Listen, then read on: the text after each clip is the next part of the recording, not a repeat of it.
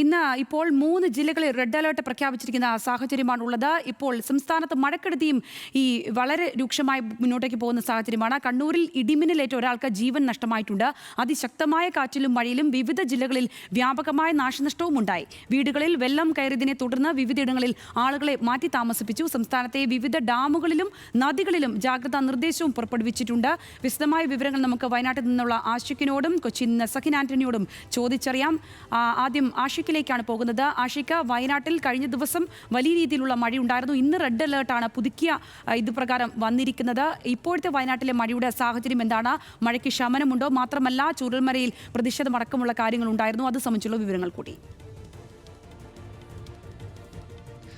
സംഗീത, ഇന്ന് ഉച്ചയ്ക്ക് ശേഷമാണ് ഈ വയനാട്ടിൽ റെഡ് അലേർട്ടായി മാറിയത്. ആദ്യഘട്ടത്തിൽ ഓറഞ്ച് അലേർട്ട് ആയിരുന്നു. ഈ ശക്തമായ മഴ പ്രതീക്ഷിച്ചുകൊണ്ടാണ് അത് റെഡ് അലേർട്ടാക്കി മാറ്റിയിട്ടുള്ളത്. എന്തായാലും ഇന്ന് രാവിലെയോടുകൂടി ജില്ലയുടെ മലയോര പ്രദേശങ്ങളിലടക്കം ശക്തമായ മഴ പെയ്യുന്നുണ്ട്. ചൂരൽമലയിലടക്കം രാവിലെ മുതൽ മഴ പെയ്യുന്നുണ്ട്. പക്ഷേ ഇന്നലത്തേന് സമാനമായ ഏതെങ്കിലും തരത്തിൽ പുന്നപ്പുഴ കരകവിഞ്ഞൊഴുകുന്ന ഒരു സാഹചര്യത്തിൽ നീങ്ങിയില്ലെങ്കിൽ പോലും ഇടപെട്ട് നിർത്താതെ മഴ പെയ്യുന്നു എന്നുള്ളതാണ് ഇന്നത്തെ മഴയുടെ പ്രത്യേകത. അത് വൈകിട്ടും തുടരാനാണ് സാധ്യത. അതാണ് കൂടുതലായിട്ട് റെഡ് അലേർട്ട് അടക്കം പ്രഖ്യാപിച്ചിട്ടുള്ളത്.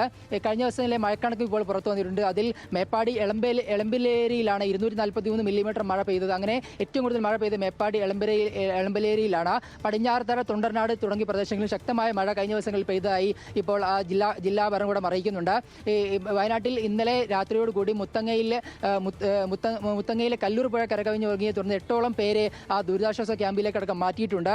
ചൂരൽമല ഇന്ന് കണ്ട പ്രധാനപ്പെട്ട ഒരു കാര്യം, അതിടെയുള്ള ബെയിലി പാലത്തിന്റെ സംരക്ഷണ ഭിത്തിയുടെ മണ്ണ് ഒലിച്ചുപോയത് എന്നുള്ളതാണ്. അത് ഇന്നലെ പെയ്ത ശക്തമായ മഴയിൽ ആ മണ്ണ് ഒലിച്ചു പോവുകയും തുറന്ന് അതൊരു സുരക്ഷാ ഭീഷണി തന്നെ ഉയർത്തുന്ന ഒരു സാഹചര്യത്തിൽ ഉണ്ടായിരുന്നു. പക്ഷേ ഇന്ന് ഉച്ചയോടുകൂടി തന്നെ ഉദ്യോഗസ്ഥരടക്കം എത്തി ആ ഒരു മണ്ണ് വീണ്ടും അവിടെ പുനഃസ്ഥാപിക്കുന്ന ഒരു സാഹചര്യമുണ്ട്. എന്തായാലും വീണ്ടും അവിടെ മണ്ണ് ഒലിച്ചു പോകാനുള്ള സാഹചര്യമെല്ലാം അവിടെ നിലവിലുണ്ട്. അവിടെ സംരക്ഷണ ഭിത്തിയെ ആവശ്യത്തിന് വലിപ്പത്തിൽ കെട്ടിയില്ല എന്നുള്ളതായിരുന്നു പ്രദേശവാസികളുടെ ആവശ്യം. മറ്റൊരു പ്രതിഷേധം ഇന്ന് ചൂരൽമലയിൽ കണ്ടത് പടവെട്ടിക്കുന്നുകാരുടേതാണ്. അവിടെ സ്കൂൾ റോഡിൽ ഇന്നലെ പെയ്ത ശക്തമായ മഴയിൽ സ്കൂൾ റോഡിൽ പടവെട്ടിക്കുന്നിലേക്ക് പോകുന്ന വഴിയുള്ള റോഡ് തകർന്നിരുന്നു.